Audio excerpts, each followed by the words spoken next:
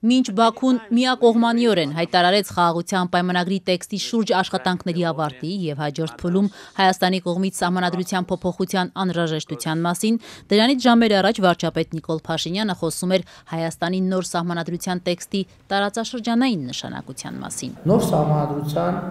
անհրաժեշտության մասին թեզն է, որը իմ ուղերձից հետո լայնորեն մեկնաբանվեց որպես Ադրբեջանի կողմից առաջադրված խնդրի կամ պահանջի կատարում։ Իրական Հայաստանի գաղափարախոսության համատեքստում դա ունի բացարձակապես ուրիշ նշանակություն, չնայած այս պայմաններում հնարավոր չի ժխտել, որ այն տեքստը, որը կարա լինի, ինքը կունենա նաև տարածաշրջանային նշանակություն։ Պարզ չէ, երբ Փաշինյանը խոսում էր նոր սահմանադրության տեքստի տարածաշրջանային նշանակության մասին, արդյոք խաղաղության պայմանագրի շուրջ բանակցություններն արդեն ավարտվել էին։ Փաշինյանը, որ նախկինում նոր սահմանադրության անհրաժեշտությունը բացատրում էր քաղաքացիների կողմից մայր օրենքի նկատմամբ վստահության պակասով, նախորդին առաջին անգամ խոսեց սահմանադրության նոր տեքստի տարածաշրջանային նշանակության մասին։ Բայց թե ինչպես է Հայաստանի նոր սահմանադրությունը ազդելու տարածաշրջանի վրա, Փաշինյանը չմանրամասնեց։ Փոխարեն է խորհրդարանական ընդդիմության համոզմամբ վարչապետ Փաշինյանի այս հայտարարությունը ոչ այլ ինչ է, քան ուղիղ խոստովանություն, որ երկրի մայր օրենքը վարչապետը ցանկանում է փոխել Ադրբեջանի պահանջով։ Որևէ մեկը կարող է հոդաբաշխ բացատրություն ներկայացնել, ինչպես կարող է որևէ երկրի մայր օրենքը ունենալ ներպետականից բացի տարածաշրջանային կամ աշխարհաքաղաքական նշանակություն։ Ինչ էին պնդում մեկ տարի շարունակ, որ դա բացառապես ներքաղաքական օրակարգ է, ավելին ասում էին, որ դա իրենք շատ վաղուց են նախաձեռնել մինչև Ադրբեջանից նման պահանջի հնչեցումը։ Հիմա տարածաշրջանային ո՞ր խնդրին է հասցեագրում Հայաստանում սահմանադրության փոփոխությունը։ Տարածաշրջանային խնդիրը, որի հետ Հայաստանը առնչությունն էր, Արցախյան հակամարտությունն էր, Հայաստան-Ադրբեջան հարաբերություններն, Հայաստան-Թուրքիա հարաբերություններն։ Ինչ կապ ունի դրա հետ սահմանադրությունը։ Ես սա գնահատում եմ ուղիղ խոստովանություն նրա մասին, որ Հայաստանում սահմանադրության փոփոխությունը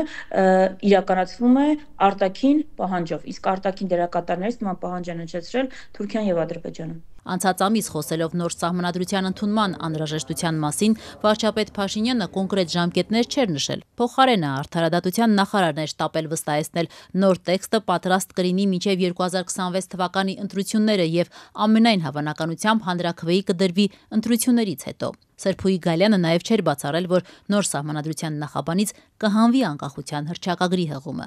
Բաքուն գրեթե ամենօրյա ռեժիմով Հայաստանից պահանջում է սահմանադրությունից հանել հենց անկախության հռչակագրի հղումը, որտեղ Հայաստանի եւ Արցախի վերամիավորման մասին հիշատակում կա, պնդելով առանց սահմանադրության փոփոխության խաղաղության պայմանագրի ստորագրումը անհնար կլինի։ Անկախության հռչակագրում նաև հայոց ցեղասպանության միջազգային ճանաչմանը սատարելու մասին է խոսվում։ Վարչապետ Նիկոլ Փաշինյանի նախորդին արված հայտարարությունից հետո թե սահմանադրության նոր տեքստը կունենա նաև տարածաշրջանային նշանակություն, Բաքվից այսօր շտապեցին կրկին հիշեցնել իրենց նախապայմանի մասին։ Ադրբեջանի նախագահի արտաքին հարցերով օգնական Հիկմեթ Հաջիևն այս անգամ արդեն կոնկրետ օրինակով է խոսել, թե ինչպես է մի երկիր մյուս երկրի հետ հարաբերությունները կարգավորելու համար փոխել սահմանադրությունը։ Ermənistanın konstitusional əsasda Azərbaycan Respublikasına qarşı Հայաստանի սահմանադրությունից պետք է ջնջել Ադրբեջանի նկատմամբ տարածքային պահանջները, այդպիսի պրակտիկա արդեն եղել է։ Իռլանդիան փոփոխություններ է կատարել իր սահմանադրության մեջ Հյուսիսային Իռլանդիայի հետ կապված։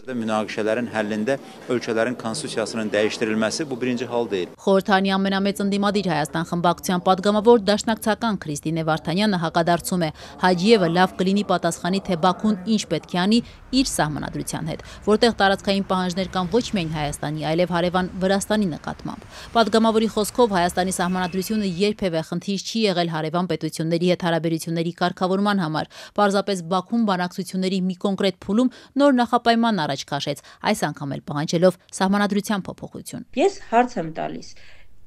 Իսկ որն է երաշխիքը, որ սա Ադրբեջանի վերջին նախապայմանն է, հատկապես երբ Ադրբեջանը արդեն նոր նախապայման է ներկայացնում